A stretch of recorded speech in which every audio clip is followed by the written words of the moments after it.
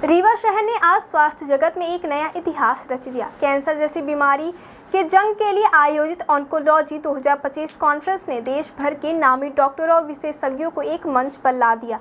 Vindhya cancer care foundation और national hospital की ओर से आयोजित इस भव्य कार्यक्रम ने न सिर्फ आधुनिक तकनीकों और रिसर्च पर चर्चा की, बल्कि छोटे शहरों और ग्रामीण क्षेत्रों तक कैंसर जागरूकता पहुंचाने का भी संकल्प लिया। रविवार को नेशनल हॉस्पिटल सभागार में जब दीप प्रज्वलन और स्वागत गीत के साथ ऑन्कोलॉजी 2025 की शुरुआत हुई तो माहौल उम्मीद और उत्साह से भर गया। रीवा जैसे शहर में ऐसा आयोजन होना अपने आप में एक ऐतिहासिक उपलब्धि है। आयोजकों ने सभी अतिथियों और डॉक्टरों का गर्मजोशी से स्वागत किया। इस कॉन्फ्रेंस में देश भर से आए विशेषज्ञ डॉक्टरों और नामचीन ऑन्कोलॉजिस्ट ने हिस्सा लिया। पैनल डिस्कशन और तकनीकी सत्रों में रेडिएशन, कीमोथेरेपी, जीन थेरेपी और नई दवाइयों पर विस्तार से चर्चा हुई। डॉक्टरों ने अपने अनुभव साझा किए और बताया कि कैंसर अब लाइलाज नहीं रहा। समय पर पहचान और सही इलाज से मरीज की जान बचाई जा सकती है। समाज को कैंसर से डरने की नहीं बल्कि लड़ने की जरूरत है। शुरुआती लक्षण पहचानना बेहद जरूरी है, क्योंकि सही समय पर इलाज शुरू हो जाए तो मरीज को नई जिंदगी दी जा सकती है। कॉन्फ्रेंस में इस बात पर भी जोर दिया गया कि आने वाले सालों में ऑन्कोलॉजी के क्षेत्र में नई तकनीकें जैसे advance radiation machine, genetic research और इम्यूनोथेरेपी जैसे कैंसर मरीजों के जीवन को और बेहतर बनाने में अहम भूमिका निभाएगी। छोटे शहरों में इलाज और जागरूकता को लेकर काम तेज करने की जरूरत बताई गई। रीवा की धरती से उठी यह पहल सिर्फ एक कॉन्फ्रेंस नहीं बल्कि एक मजबूत संदेश है कि कैंसर से जंग अब और सशक्त होगी। ऑन्कोलॉजी 2025 ने डॉक्टरों, मरीजों और समाज को नई दिशा दी है और उम्मीद की किरण जगाई है। विंध्य कैंसर केयर फाउंडेशन और नेशनल हॉस्पिटल का यह आयोजन निश्चित तौर पर कैंसर जागरूकता की लड़ाई में एक मील का पत्थर साबित होगा। अखिलेश पटेल, नेशनल हॉस्पिटल रीवा से। आज हम लोगों ने ऑन्कोलॉजी अपडेट 2025 जो विंध्य क्षेत्र में पहली बार हम लोगों ने करी है, इसमें विभिन्न राज्यों से अलग अलग सर्जन, कैंसर के सर्जन, ऑन्को मेडिसिन के डॉक्टर, रेडियोथेरेपी के डॉक्टर, वो सब उपलब्ध रहे। सेशन लगातार चल रहा है। अभी तक में लगभग 165 रजिस्ट्रेशन हमारे हो चुके हैं। आगे आने वाले मैं अपडेट में आप लोगों को इवनिंग में बता दूंगा। इसमें हमारे मेंटर रहे हैं डॉक्टर आनंद सिंह सर, जो कि हमारे हमें गाइड किया और इस प्रोग्राम की सारी रूपरेखा तैयार करने में मदद करी। मैं चाहूँगा कि इस विषय में सर 2 शब्द कहें। पहले तो मैं उनकी पूरी टीम को बहुत बधाई देना चाहता हूँ। पहले तो मैं डॉक्टर अखिलेश पटेल और उनकी पूरी टीम को बहुत बहुत बधाई देना चाहता हूँ कि उन्होंने इतना सफल आयोजन किया। रीवा जैसे शहर में जहाँ इतने आवागमन की तमाम सुविधाएँ अभी भी उपलब्ध हैं, वहाँ बहुत से डॉक्टरों का आना भी मुश्किल होता है। हम उनको आमंत्रित करते हैं तो सबसे पहले कहने लगते हैं कि गाइड नहीं है। उसके बाद भी इतना बड़ा आयोजन करना काबिल तारीफ है। और इस कार्यशाला के द्वारा कैंसर के क्षेत्र में हम चिकित्सकों को बहुत से ज्ञान प्राप्त हुए हैं और इस ज्ञान का उपयोग यहाँ के चिकित्सक मरीजों की सेवा में आगे बेहतर तरीके से कर सकते हैं। इनकी पूरी टीम को मेरी ओर से बहुत बधाई, शुभकामनाएं इस आयोजन के लिए। मैं बात करूं कि आज क्या कैसे टॉपिक हुए, लोगों के लिए क्या संदेश रहा है, इसमें हमारे scientific chairman doctor Yogeshwar Shukla sir से अनुरोध करूंगा कि वो इस पर 2 शब्द कहेंगे। अभी तक अपनी ऑन्कोलॉजी अपडेट आदि खत्म हो चुकी है। इसमें बहुत अच्छा रुझान रहा चिकित्सकों का। चिकित्सकों ने अच्छे से भाग लिया। जो टॉक्स हमारे गेस्ट स्पीकर आए हैं बाहर से, उनसे अच्छा इंटरेक्शन रहा। चाहे वो रोबोटिक सर्जन है हमारे पास, उनसे बात करने को ले लें, मेडिकल ऑन्कोलॉजिस्ट, रेडिएशन ऑन्कोलॉजिस्ट, हर तरीके के हर विधा के डॉक्टर्स हैं जो नई नई तकनीकें बाहर यूज़ हो रही हैं, उसके बारे में अच्छा डिस्कशन हुआ। अभी आगे आधे जो बचे हुए सेशंस हैं उसमें और इसके हम कामना करते हैं कि और अच्छा है। डॉक्टर साहब के नागपुर से हैं, दिल्ली से हैं, महाराष्ट्र रीजन से हैं, नासिक से हैं, मैक्स के डॉक्टर हैं, आपके यूपी इलाहाबाद से भी हैं और रीवा ज़िले से हैं। रीवा MP स्टेट की बात करें तो रीवा, सीधी, सतना, शहडोल, ये तमाम जगह के डॉक्टर यहाँ उपलब्ध रहे। विशेष चीज निकल के आई है। बिल्कुल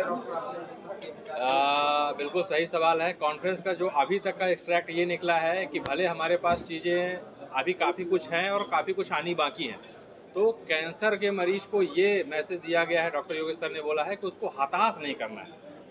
क्योंकि जैसे मैं ही मान लो मैं सर्जन हूँ, क्योंकि बहुत सारी चीज़ें मार्केट में अभी आ रही हैं या आने को है, तो उसको हताश ये नहीं बोलना है उसको कि ये बीमारी ठीक नहीं है अब तुम घर जाओ।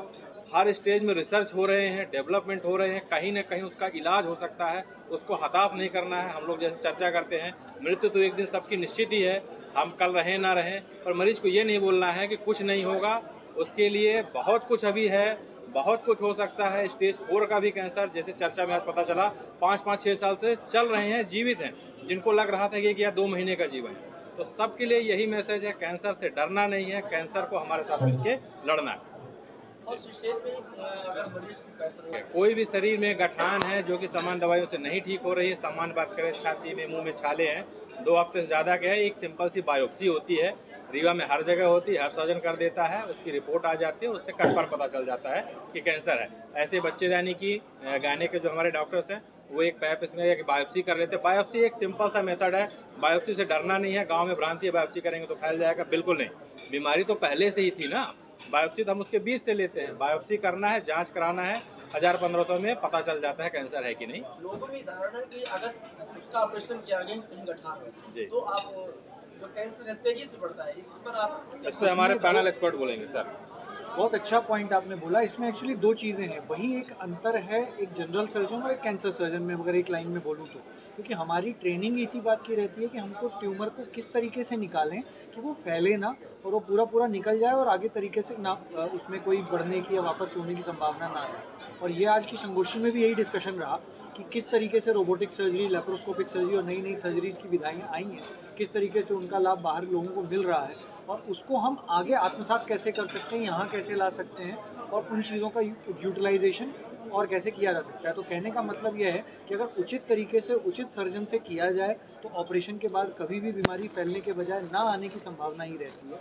हाँ, अगर कुछ अनुचित तरीके से ऑपरेशन हुआ या जांच ढंग से नहीं हुई या अनट्रेंड तरीके से इलाज हुआ तो बात सही है कि चीज़ें फैल सकती हैं। कैंसर तो शरीर में कहीं भी हो सकता है और हर कैंसर का आज की डेट में इलाज उपलब्ध है।